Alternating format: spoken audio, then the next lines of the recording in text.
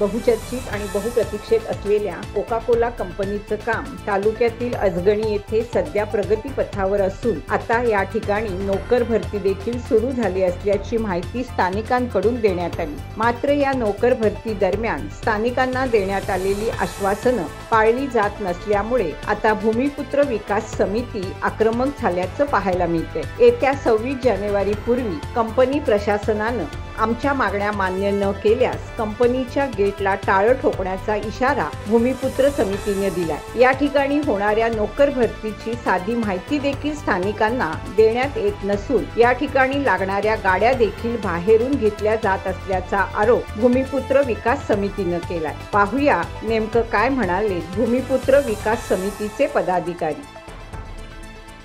श्रीकांत फडगले, भूमिपुत्र विकास समिती सदस्य। आज या ठिकाणी गेल्या 25 वर्षे 30 वर्षे आम्ही या MIDC संदर्भात आम्ही संघर्ष करतोय।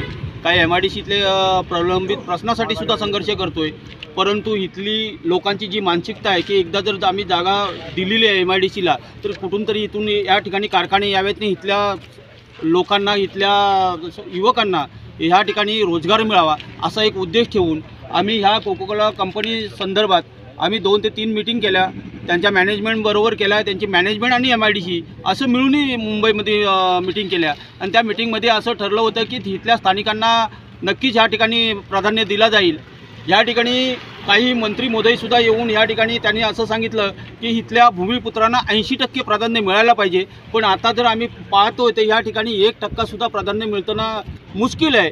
कारण एकंदरीत आम्ही या मॅनेजमेंटबरोबर कोका कोला मॅनेजमेंटबरोबर 2 ते 3 मीटिंग केलेल्या, परंतु त्यांच्यासमोर बसल्यानंतर कंपनी अशी सांगते की ही आमची सेंट्रलची पॉलिसी आहे। कारण त्यांच्या हेड ऑफिसमधून पॉलिसी निघाली आहे की त्या पॉलिसीप्रमाणे आम्हाला जावं लागतो। आम्ही त्यांना विनंती केली होती की तुमची पॉलिसी बाजूला ठेवा, कारण इथल्या स्थानिकांना प्राधान्य देत असताना तुमची कंपनीची पॉलिसी बाजूला ठेवून आमच्या स्थानिकांना तुम्ही प्राधान्य दिलं पाहिजे।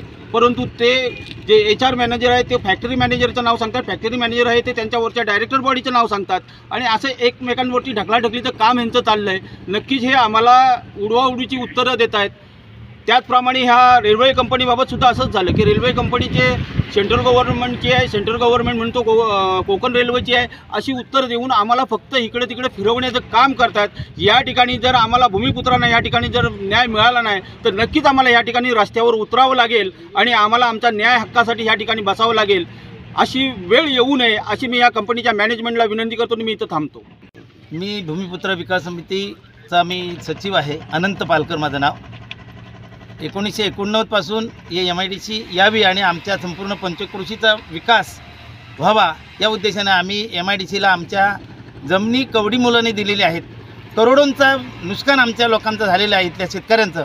तरीसुद्धा आम्ही त्या जमिनी केवळ आमच्या मुलांना, आमच्या आमच्या इतर शेतकऱ्यांना चांगल्या प्रकारे न्याय मिळेल, नोकऱ्या मिळतील, रोजगार मिळेल म्हणून आम्ही भरपूर प्रयत्न केलेले आहेत। समोर असलेली टाटा कंपनी ज्याचं रेल्वे प्रोजेक्टचं त्यांनी काम घेतलेलं आहे, परंतु इथल्या स्थानिक इथल्या लोकांचा त्यांनी रोजगाराच्या माध्यमातून फार मोठं नुकसान केलेलं आहे। STC कंपनीने 2,34,00,000चं नुकसान केलेलं आहे आणि ती पळून गेलेली आहे। त्यांना नियम काय लावत नाहीत, ते त्यांच्यावरती त्यांचं काही आलेलं नाही आणि ते लोक या सगळ्या पेमेंटपासून वंचित राहिलेले आहेत आणि अशा पद्धतीने या कंपनीतनं रोजगारांना कुठल्याही लोकांना रोजगार मिळत नाही आणि दिशाभूल केली जाते। इथे जे मागणी करतात ते BSc पाहिजेत, तर BSc कशातनं फूडमधून BSc पाहिजेत, म्हणजे त्या कॅटेगरीचे लोक आमच्याकडे आहेत आणि ते 2024मधले पासआउट पाहिजेत। अशा पद्धतीची मागणी जर ते करीत असतील तर 2024चे आम्ही पासआउटची मुलं आणणार कुठून, जेणेकरून त्यांना आमच्या इथल्या स्थानिकांना प्राधान्य द्यायचे नाही, त्यांना इथं नोकरीवर ठेवायचं नाही, तर त्यांना रोजगार देणार अशी यांची भूमिका असल्यामुळे आमचे संपूर्ण पंचक्रोशीतले प्रकल्पवादी शेतकरी निश्चितपणाने चिडलेले आहेत। समितीचा मी आहे सदस्य आणि आतापर्यंत आम्ही 2015 पासून फॉलोअप घेतो यांच्याकडे की इथं कुशल कामगार हा तयार करण्याची जबाबदारी ॲक्च्युली शासनाची असते। तरी पण आम्ही पुढाकार घेऊन त्यांच्याकडून आम्ही त्यांच्या काय रिक्वायरमेंट आहेत त्याच्याशी आम्ही चर्चा करून वारंवार मागचे 5-6 वर्ष आम्ही बोलतोय त्यांच्याशी की तुमची रिक्वायरमेंट काय आहे ती आम्हाला द्या, म्हणजे आमच्या इथला जो भूमिपुत्र आहे तो त्या पद्धतीचं शिक्षण घेईल आणि या इथे आम्हाला नोकरी मिळेल। कारण आम्ही जमीन देताना आमचा पहिला प्रश्न हाच होता की जमीन देतोय, विकास करतोय तर कशासाठी, आमच्या लोकांसाठीच ना की बाहेरच्या परप्रांतीयांसाठी। आज इथे असं होतंय परप्रांतीय येऊन इथे आपापलं पोट भरतायत, पण भूमिपुत्र आहे तो उपाशी आहे। तरी आतापर्यंत आम्ही त्यांना हे सांगितलेलं आहे की तुम्ही आम्हाला रिक्वायरमेंट द्या. आमच्या इथली मुलं मुली ह्या ज्या BSc MSc करतायत, पण आज त्यांची रिक्वायरमेंट अशी येते की आम्हाला ग्रॅज्युएट नको आहेत, MSc नको आहेत, तर आम्हाला डिप्लोमा होल्डर पाहिजेत. अरे डिप्लोमा होल्डर आमच्या मुली आज केलेलं नाही आहेत, ते जे इथं नाही आहेत ना ते मागत आहेत. का तर भूमिपुत्रांना डावलण्यासाठी. तरी आम्ही पुन्हा सांगतोय की आम्हाला आजमावू नका.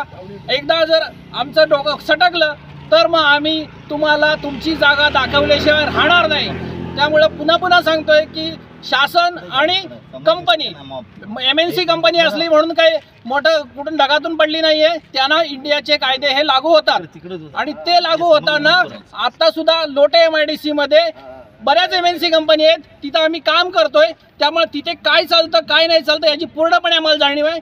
MNC कंपनीचा कायदा हा एरियानुसार फ्लेक्झिबल होतो आणि तो करण्याची आमच्यात ताकद आहे.